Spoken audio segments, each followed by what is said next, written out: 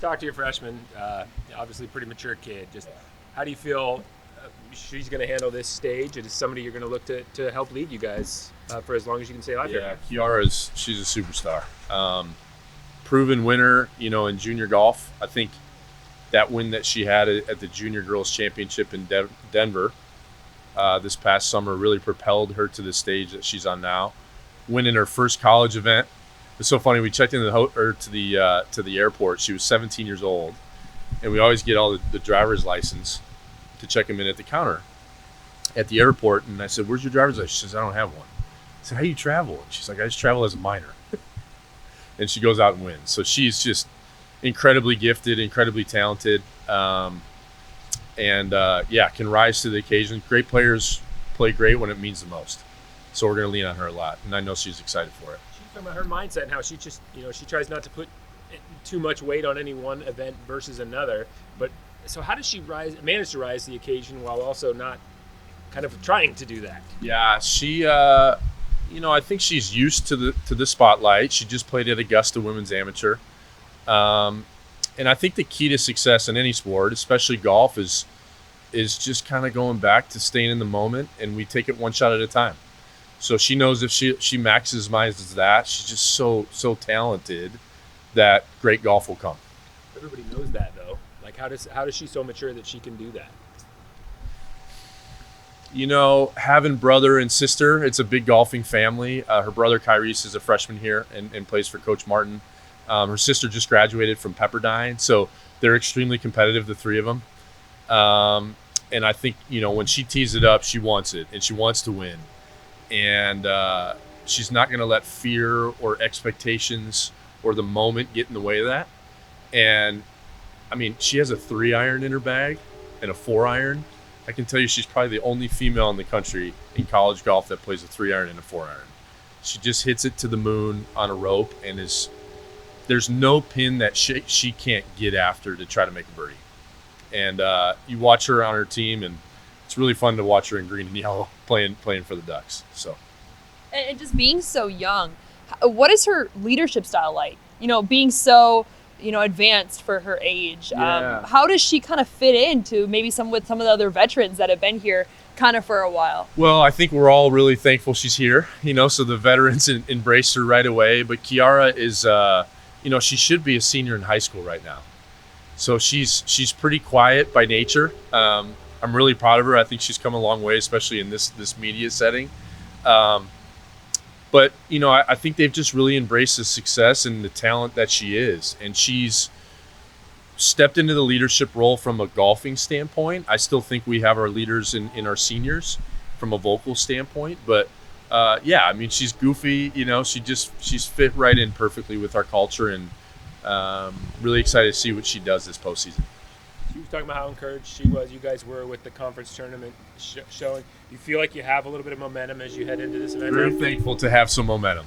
Yes. The Pac-12 has been the leader in women's golf for so long. We're 14th in the country and 6th in our conference.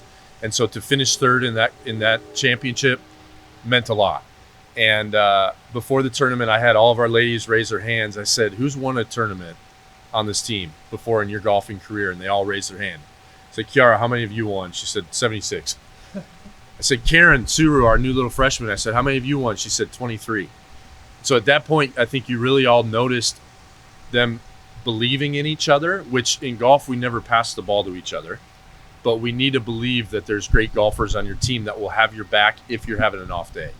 And it was great to see that momentum at Pac-12, and, better late than never. And excited to see how we do it at regionals and moving forward. So heading down to Alabama, initial thoughts on the field as well as the golf course itself. Yeah, so we're it's going to be a challenge, for us. Thankfully, we get to leave 2 days beforehand to adjust to time. So we're leaving tomorrow on Friday.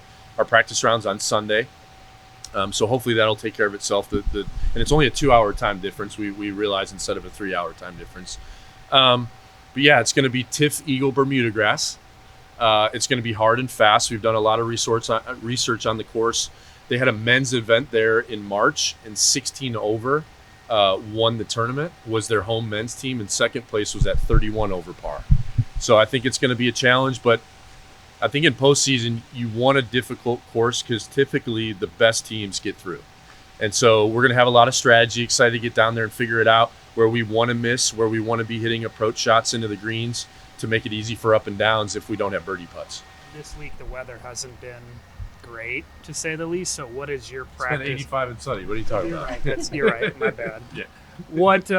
How has practice been for you guys this week? Again, kind of dealing with. So this time of year is always interesting because it's U.S. Women's Open qualifying time.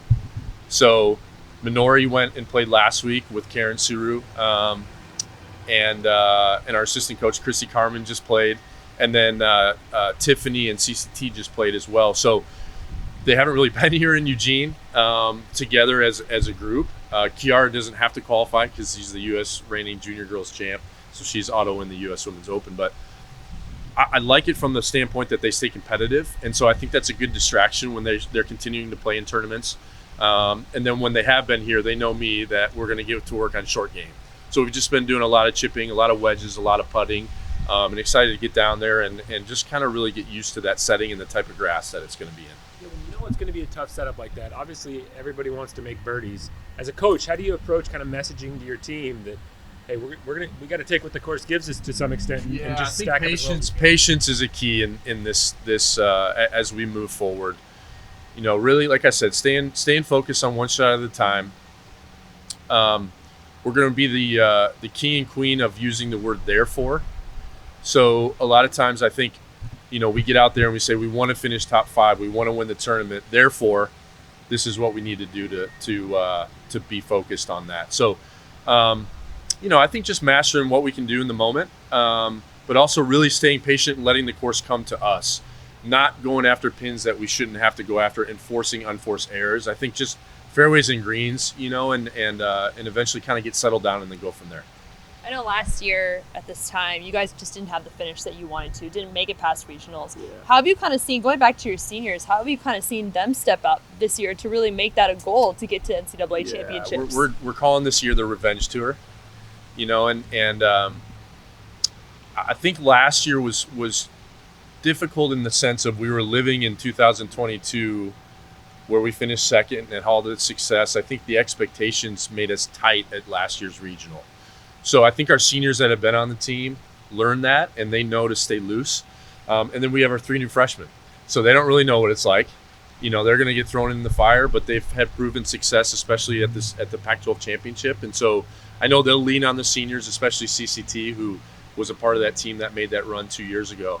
And really it's about keeping it light for that week. You know, it's at the end of the day, it's still a golf tournament. We need to do what we do and go handle business. Speaking of that conference tournament, round 1 compared to round 2, what happened?